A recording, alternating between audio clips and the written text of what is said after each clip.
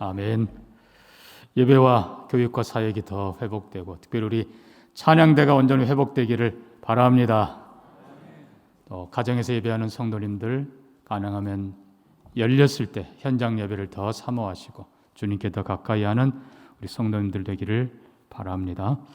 자, 우리는 초대교회 당시 가장 크고 강하고 신실하고 그리고 바울에게만이 아니라 사도들에게 칭찬받고 인정받고 그리고 향후에 10명의 로마 황제들이 박해했지만 넉넉히 이겨내고 오히려 부흥을 계속했던 로마 교회, 우리가 닮기를 원합니다. 지난번에 우리는 어떻게 시작됐는가를 보았습니다.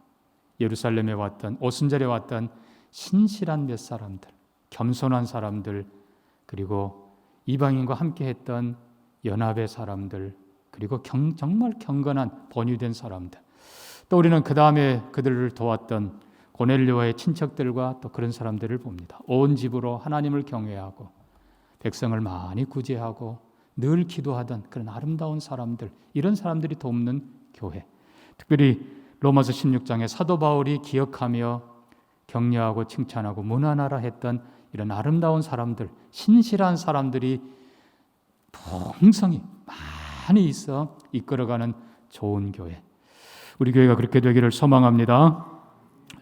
자, 우리는 로마서 16장에서 특별히 3절부터 보면서 먼저 다양한 사람들이 있는 것을 봅니다. 3절에 브리스가와 아굴라가 등장합니다. 당연히 이들은 유대인입니다. 또 좀 내려가면 내 친척, 바울의 친척들, 그들도 유대인입니다. 먼저 거기에 유대인들이 상당수 로마 교회에 있었다고 했습니다. 그뿐입니까? 조금 더 가면요, 에베네도가 등장합니다. 아시아의 첫 열매라고 했습니다. 유대인은 아니지만 아시아인입니다. 암블리아가 등장합니다. 그는 로마인입니다. 거기다가 루포와 그의 어머니가 등장합니다. 구레네 사람, 흑인입니다. 또 아리스토블로, 그리고 또 나기수의 집안, 이런 사람들이 등장합니다. 이 사람들은 왕족입니다. 우르바노, 거의 모든 학자들이 노예라고 말합니다. 노예임에도 불구하고 얼마나 충성되고 신실한지 그의 이름이 여기 기록되어 있습니다. 부부들이 있습니다. 형제들도 있습니다. 두르보나와 두르보사처럼 자매들도 있습니다. 인종을 초월해서 유대인과 로마인이, 아시아인이, 흑인이, 거기다가 신분 귀천을 넘어서 왕족이 있는가 하면 평민이 있는가 하면 거기다가 노예까지, 정말 이 로마 교회는 한마디로 말하면 교회의 이 보편성, 교회의 우주성이 그대로 드러나는 교회입니다. 민족의 편견 없이 정말 모두를 함께 사랑했던 사람들. 당연히 이런 교회는 좋은 교회일 수밖에 없습니다. 또 특이한 것은 5절 보면요, 브리스가와 아굴라, 저희 집에 있는 교회에도 문안하라. 저희 집에 있는 교회라는 표현을 썼고, 쭉 내려가 14절 보면 허마와 및 그들과 함께 있는 형제들에게 문안하라. 또 15절에도 보면 울름바와 그들과 함께 있는 모든 성도에게 문안하라. 이런 표현들을 보면 당시 로마 교회가 수는 엄청나게 많았지만 각 가정에 이렇게 또 그들이 모였던 걸로 보입니다. 그렇습니다. 환란의 시대는 어쩔 수 없어요. 환란의 시대에는 그들이 나눠서 모였지만 그럼에도 불구하고 이들 모두가 한 교회를 만들어가면서 서로 깊은 교제와 사랑과 격려와 협력 속에 함께 이겨나갔다는 것입니다. 이게 참 아름다운 모습인데, 이 보편성, 더 적극적으로는 우주성이라고 부르는데, 정말 우리 교회가 모두를 품고 주님의 뜻을 함께 이루어가는 모두가 되기를 주의 이름으로 축복합니다.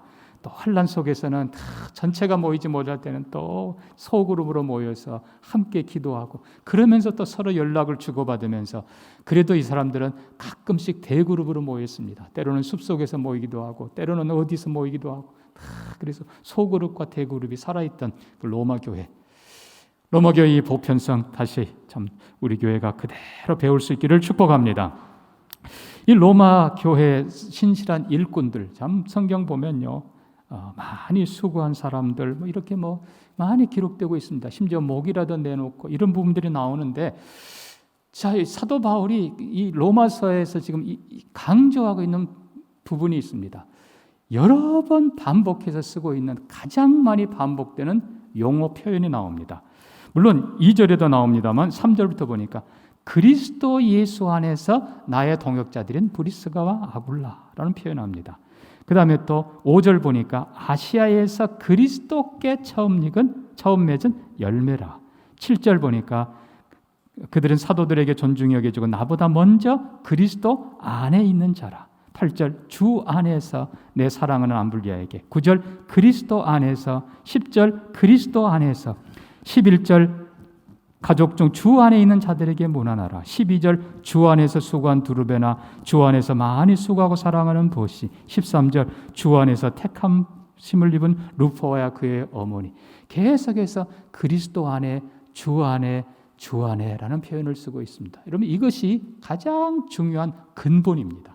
다른 말로 하면 어떻게 그렇게 신실할 수 있는가? 어떻게 그렇게 유대인의 편견을 넘어서고 로마인의 교만을 넘어서서 이렇게 사랑하고 협력하고 섬기고 헌신할 수 있는가? 그들의 현주소가 바로 예수 그리스도 안에 있다는 것입니다.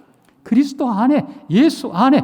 여러분, 이 예수 안에가 그들의 신분이고, 예수 안에가 그들의 뿌리고, 예수 안에가 그들의 현주소인 것입니다. 다른 말로 하면 예수 밖에서는 이런 거룩한 능력, 생명, 은혜 없습니다. 인간적인 건 조금은 할 수 있어요. 그럼 어떻게 브리스가와 아굴라가 대신해서 자기 목을 내놓을 수 있을까? 어떻게 감옥에 갇히면서도 이렇게 넉넉하게 오히려 감사하며 할 수 있을까? 여러분, 이 모든 은혜와 능력과 축복들이 그들이 예수 안에 있기 때문에 가능한 것입니다. 그렇습니다. 여러분, 예수 그리스도가 바로 우리의 모든 신앙의 뿌리입니다. 예수 그리스도가 깊은 샘인 것입니다. 예수 그리스도 영원한 셈이고, 예수 그리스도가 영원한 능력이고, 예수 그리스도가 영원한 은혜고 영원한 축복입니다. 누구든지 예수 그리스도 안에 견고히만 서 있으면 주님께서 끝없이 은혜와 능력과 그리고 사랑과 축복을 부어주실 것입니다.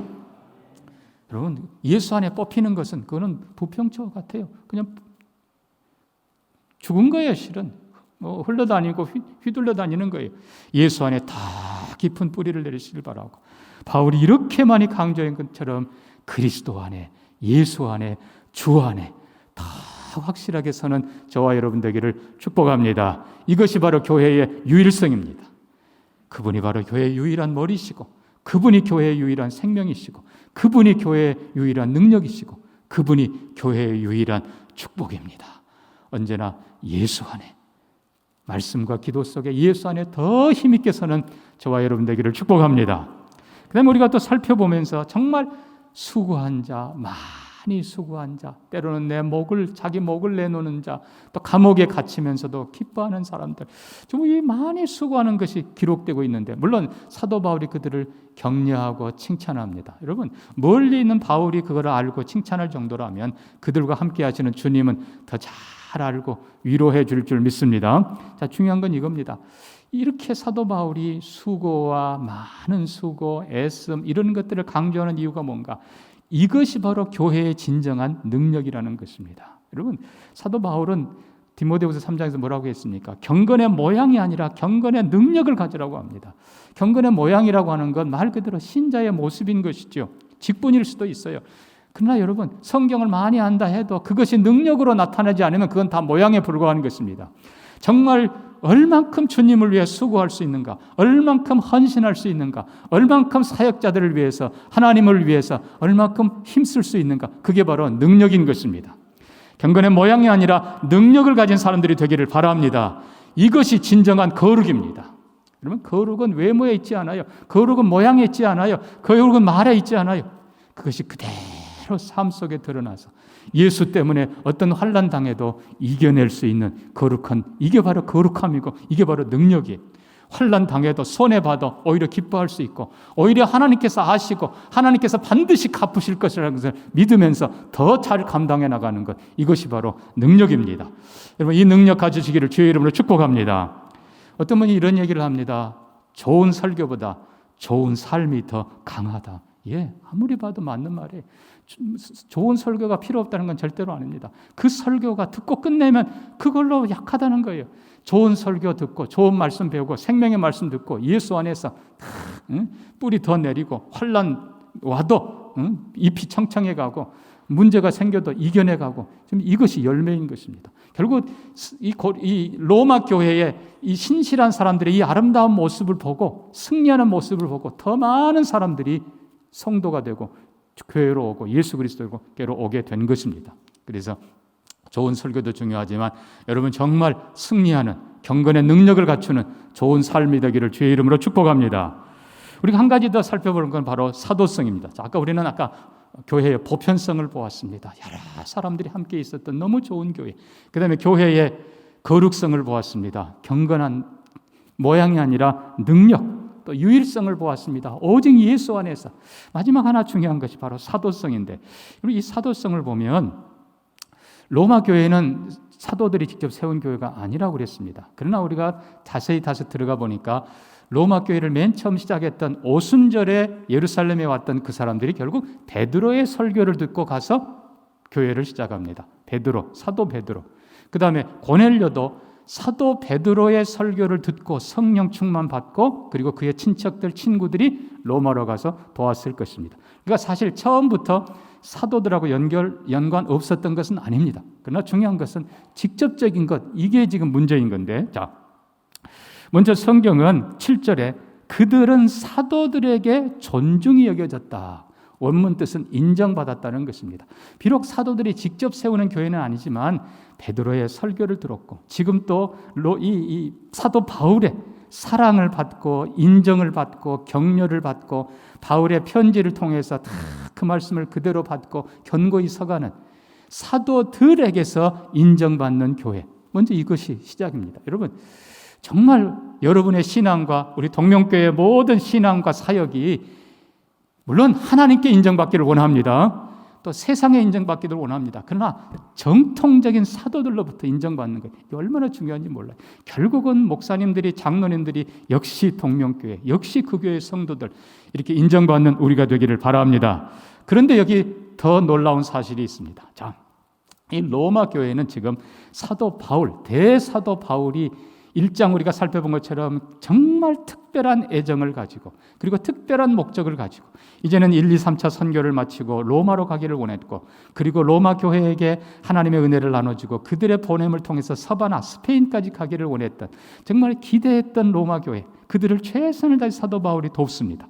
그리고 사도 바울이 이제 죄수의 몸이지만 61년, 대부분 학자들이 61년이라고 봅니다. 61년에 로마에 도착합니다. 그런데 이 죄수의 몸을 갖기 때문에 자유롭지 못합니다. 그럼에도 불구하고 그들은 바울을 열심히 돕고 섬기며 감옥에 있는 바울을 돌아보며 그리고 지도를 받습니다. 자, 여기 중요한 건 지금이 로마서와 함께 그리고 사도 바울의 아까 61년 이후의 그 기간 동안에 짧은 어떻게 보면 제한된 감옥에 있는 그런 모습이지만 그들은 성심껏 바울에게 돕고 배우고 섬겼던 것입니다. 그래서 자, 이게 첫째 중요한 것이고 또 하나, 자, 오늘 본문 보면 로마서 16장에 전체적으로 이상한 게 있습니다. 특별할 건 없지만 이상해요. 베드로의 이름이 없다는 거예요. 로마 캐톨릭 교회는 베드로가 로마 교회를 20년 혹은 25년을 목회했다는 거예요. 그리고 베드로가 순교한 그 자리에 베드로 성당을 지어놓고 베드로를 교회의 수장으로, 교황으로 초항하고 그리고 모든 세계 교회를 다스리려고 하고 있습니다. 그게 사실인가? 문제가 크다는 거예요. 성경과 그리고 역사의 기록을 보면 전혀 그렇지 않은 것을 우리가 알 수 있습니다. 일부는 사실이지만 너무 잘못된 가르침이 많은 것입니다. 자, 우리는 이제 로마 교회와 베드로의 관계를 조금 살펴볼 필요가 있습니다. 먼저 우리가 로마서 16장을 보면서 베드로 이름이 없는 것을 확인합니다. 아무리 봐도 베드로 이름이 없어요. 자, 무슨 말인가 하면 로마서를 바울이 쓸 57년도에 사도 베드로는 로마에 없었다는 겁니다. 어떤 사람들은 갈라디아서 2장에 나오는 베드로가 안디옥에 이르렀을 때 그가 외식하는 걸 보고 바울이 책망했다. 그래서 바울과 베드로 사이가 별로 좋지 않았다라고 말하지만 아니에요. 베드로후서 3장 뒤에 보면요, 우리의 사랑하는 형제 바울이라는 표현을 씁니다. 그것도 그냥 형제가 아니라 사랑하는 형제. 여러분 정말 이 바울과 바나바는 마지막 그들의 생애를 로마 교회를 위해서 함께 섬겼던 정말 아름다운 사람들입니다. 그들이 사이가 안 좋고 그럴 리가 전혀 없어요. 다시 말하면 굳이 바울이 베드로가 로마 교회를 섬기고 있는데 베드로의 이름을 뺐을 리가 없습니다. 사도행전 마지막 부분 보면은 바울이 죄수의 몸이지만 61년도에 로마로 갑니다. 많은 사람들이 환영 나옵니다. 한편으로는 격려하기 위해서, 한편으로는 또 의뢰받기 위해서 바울에게 나옵니다. 바울의 로마 도착을 환영합니다. 거기에 상당히 많은 사람들의 이름이 나옵니다만 거기에도 역시 베드로 이름이 없습니다. 그 말은 61년도 그때까지는 사도 베드로가 로마에 없었다는 기록입니다. 자, 그러면 베드로는 어떻게 됐을까요? 베드로는 우리가 아는 대로 10장 고넬료 사건 이후에 11장 보면은 유대인들이 비난을 합니다. 네가 이방인과 함께 먹었다며. 그때 베드로가 그들에게 자세히 설명합니다. 그 다음에 12장 야고보가 순교합니다. 헤로데에 의해서. 그리고 베드로도 감옥에 갇힙니다. 이제 곧 6월절이 끝나면 죽임당할 겁니다. 교회가 그를 위해 간절히 기도하고 하나님께서는 천사를 통해 그를 풀어주십니다. 베드로가 옥에서 풀려나 성도들을 만납니다. 그리고 야고보에게 부탁하고 교회를 부탁하고, 이 야고보는 예수님의 동생 야고보입니다. 그리고는 성경은 다른 곳으로 가니라고 되어 있습니다. 그 다음에 등장하는 것이 사도행전 15장입니다. 사도행전 15장은 예루살렘 공회입니다. AD 49년입니다. 그 바로 앞에 13장, 14장에 사도 바울의 1차 선교가 진행됩니다. 선교를 마치고 돌아온 바울과 바나바가 예루살렘 공회에서 보고합니다. 왜요? 어떤 사람들이 할례 받아야, 율법 지켜야 구원받는다고 얘기하기 때문에 이 문제를 확실하게 하기 위해서 예루살렘 공회가 소집됩니다. 그때에 거기 베드로가 참가하고 있습니다. 많은 논란이 있은 후에 베드로가 하나님께서 자기를 통해 고넬료 이방인에게 성령 주신 것을 얘기하면서 우리도 저들과 똑같이 믿음으로 은혜로 성령을 받았다. 우리도 지지 못하는 할례 율법 이방인에게 지우지 말자. 오직 믿음으로 구원받는 이거를 강력하게 얘기를 하고, 예루살렘 공회가 유대인뿐만 아니라 이방인도 예수 그리스도를 믿음으로 구원받는다는 이 신칭의의 교리를 확실하게 결의하고, 자, 베드로 입장에서는 이방을 향한 믿음의 문, 구원의 문을 활짝 열어주는 데 일조하고, 그리고 사도행전에서 사라집니다. 왜냐하면 사도행전은 이후로 이방인에게 복음이 전해지는 사도 바울의 2차, 3차 선교여행 그리고 로마행이 기록되었기 때문입니다. 자, 그러면 베드로는 어디로 갔습니까? 아까 말씀드린 대로 다른 곳으로 가니라라고 되어 있는데, 역사의 기록 보면 베드로가 여러 지역을 순회했던 곳으로 되어 있는데, 갈라디아서에 한 힌트가 나옵니다. 갈라디아서 보면 베드로가 안디옥에 이르렀을 때라는 표현을 씁니다. 정확하게는 게바로 되어 있습니다. 게바 베드로 같은 사람입니다. 베드로가 안디옥에 이릅니다. 역사의 기록에 가면 베드로가 안디옥에서 한 7년 정도 사역한 걸로 되어 있습니다. 그 다음에 기록은 고린도로 온 걸로 되어 있습니다. 여러분, 고린도전서 1장에 보면, 자, 여기 이제 문제가 있습니다. 자, 바울과 베드로, 로마 교회는 결국 둘로부터도, 바울로부터도 복음의 진수와 그리고 그 복음의 논리 그리고 그 열정을 배웁니다. 그리고 베드로, 그러니까 시간으로 따지면 61년도에 바울이 먼저 오지만 죄수의 몸이기 때문에 직접 도울 수가 없습니다. 그리고 바로 이어서 이후에 베드로가 로마에 도착한 걸로 되어 있습니다. 왜냐하면 63년 혹은 64년 초에 기록되었던 베드로전서 5장에 보면은 베드로 자신이 바벨론에 있는 교회가 너에게 문안하느니라 라는 표현을 씁니다. 바벨론? 이때는 이미 바벨론은 없습니다. 이 바벨론은 요한계시록을 보면 16장, 17장, 18장에 바로 로마인 것을 알게 됩니다. 특별히 17장에는 음녀의 큰 도성이라고 되어 있고, 특별히 열불 열왕이 하나님의 아들 메시아를 대적한다고 되어 있습니다. 그래서 바벨론은 분명히 로마입니다. 그러니까 이 베드로 전서를 쓸 때 베드로는 로마에 와 있다는 것이 확실합니다. 이때가 63년 혹은 64년 초라고 했습니다. 자, 그렇다면은 61년도에 바울이 먼저 로마에 도착했지만 그러나 죄수의 몸으로 와 있습니다. 바로 그 이후에 베드로가 도착한 걸로 그렇게 보여진다는 것입니다. 자, 중요한 건 이겁니다. 어쨌든 길지 않은 기간이지만 로마 교회는 비록 감옥에 있지만 바울이 가까이 와 있습니다. 그리고 늦게 왔지만 베드로가 와 있습니다. 그들 중에 상당수가 베드로의 설교를 이미 들었던 사람들입니다. 자, 이 로마 교회는 다시 말씀드립니다. 바울의 복음의 진수와 열정을 그대로 배웁니다. 그리고 또한 이 로마 교회는 사도 베드로, 예수님과 함께 동행했던, 처음부터 예수님을 보았고 만졌고 느꼈던 그 예수님에 대한 살아있는 생생한 체험, 간증, 고백, 그걸 통해서 예수님을 바로 배운 것입니다. 그러니까 로마 교회가 얼마나 복된 교회인지 바울을 통해서 복음의 진수를 배우고 베드로를 통해서 살아있는 예수님의 그 모든 것을 함께 배운, 이게 바로 로마 교회라는 것입니다.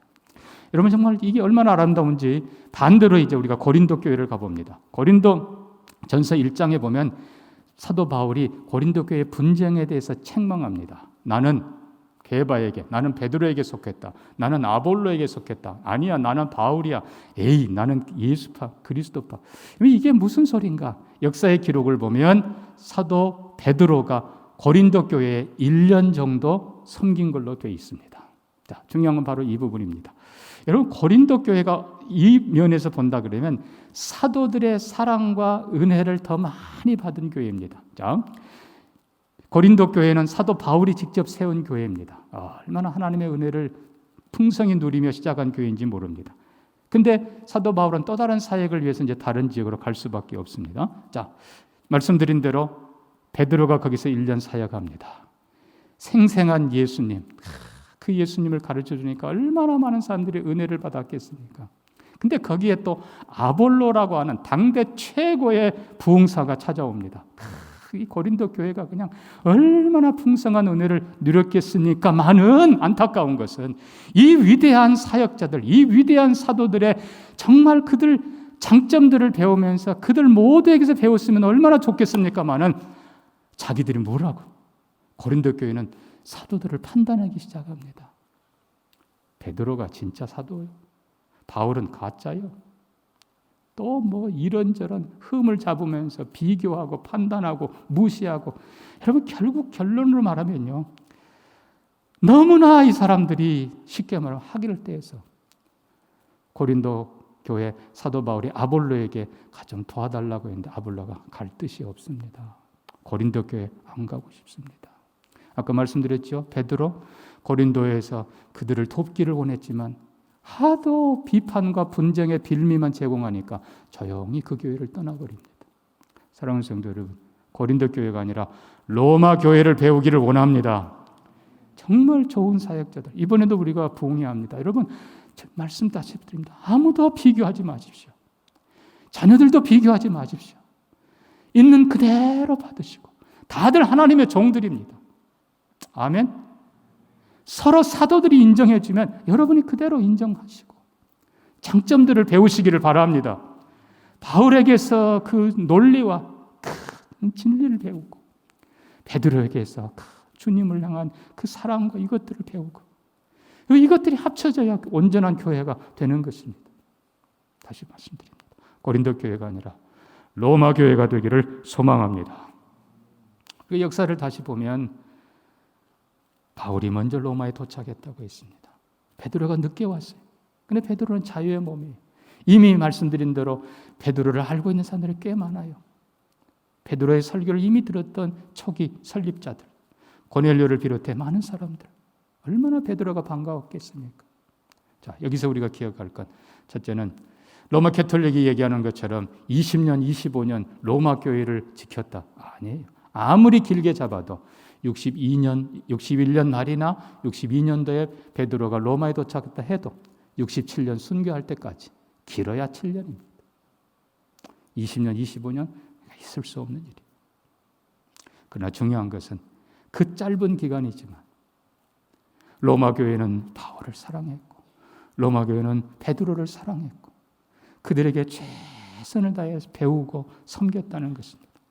그 로마 교회를 위해서 사도 베드로도 네로 박해, 64년 네로 박해, 여러분 이 부분도 여러분 오해하지 마십시오.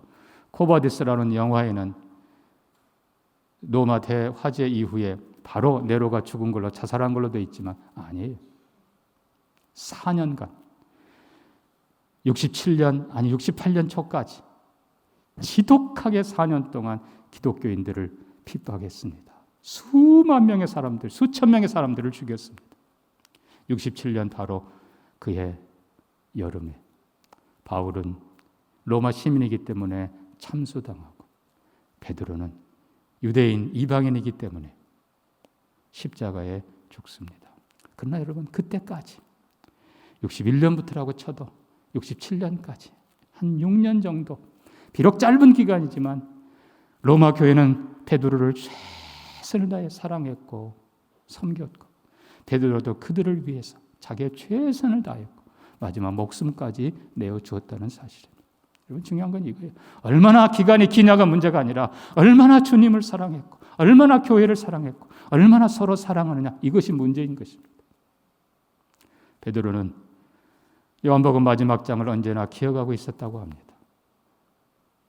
디베라 바닷가에 주님이 물으십니다.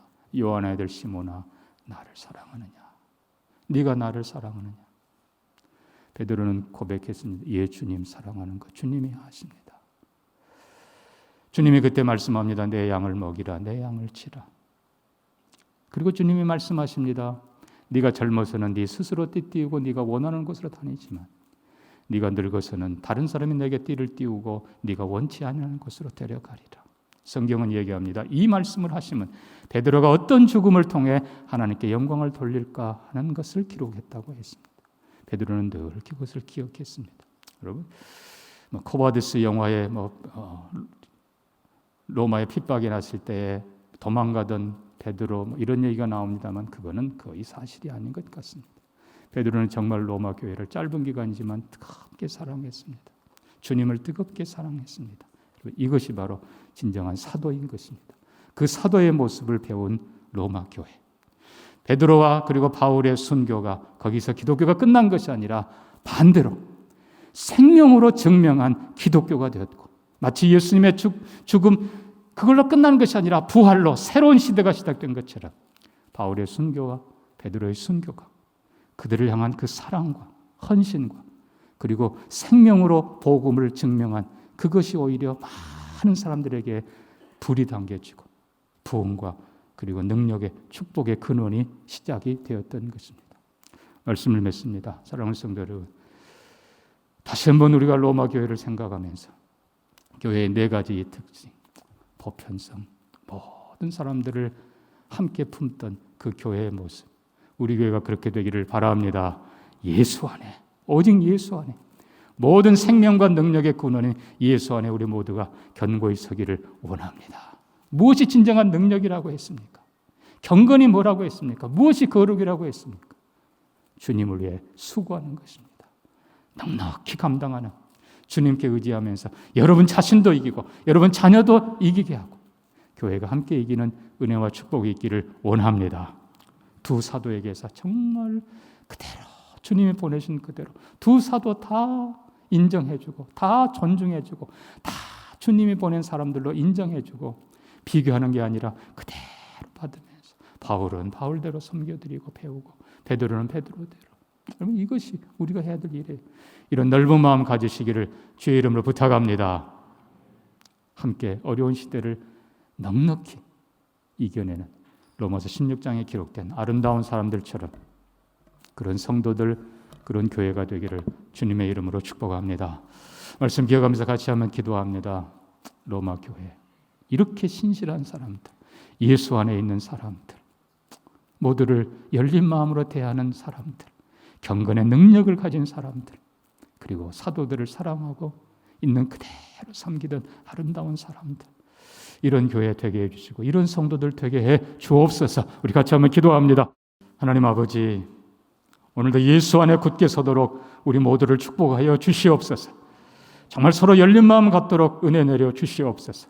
경건의 모양이 아니라 능력을 갖추고 이겨가도록 복을 내려 주시옵소서. 하나님, 모든 사도들이 주의 종들인 줄 믿습니다. 하나님, 우리 교회 안에도 많은 교역자들이 있고 아버지여 또 우리가 더 많은 분들, 또 우리 강사분들을 통해서 주의 말씀을 듣게 될 텐데 하나님, 인정받은 사람들 우리가 다 열린 마음으로 배울 수 있게 해주시기를 원합니다. 그래서 정말 고린도 교회가 아니라 로마 교회처럼 바울도 사랑하고 베드로도 사랑하고 함께 넉넉히 이겨내는 교회 되게 해 주옵소서. 예수님 이름으로 기도합니다. 아멘.